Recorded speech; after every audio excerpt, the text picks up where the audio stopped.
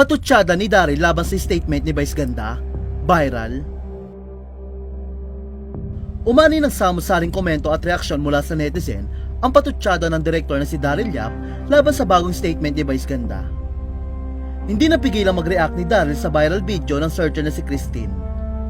Matatanda ang usap-usapan sa social media ang nasabing video ni Christine, kung saan makikita siyang umiiyak habang kausap ang isang staff member ng It's Showtime. Sa parehong video, ibinahagi ng kapatid ng ex si Christine na di umano'y pinapapunta ng It's Showtime ang kanyang kapatid para i-comfort si Christine.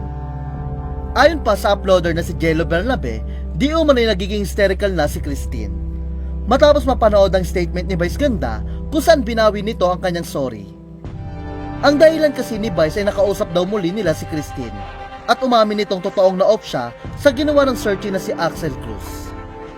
Pero sinabi raw ni Christine sa kanyang TikTok na hindi dahil may iba pa siyang dahilan na hindi sinabi ni Vice.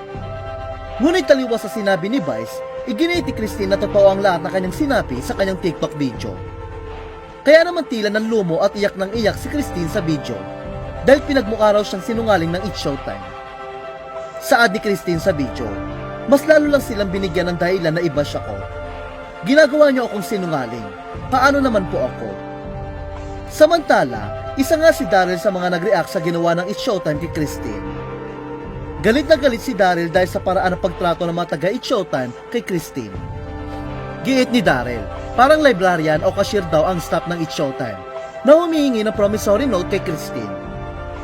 Pinuna rin ni Daryl ang pagbulyaw at singal ng staff ng It's Showtime kay Christine.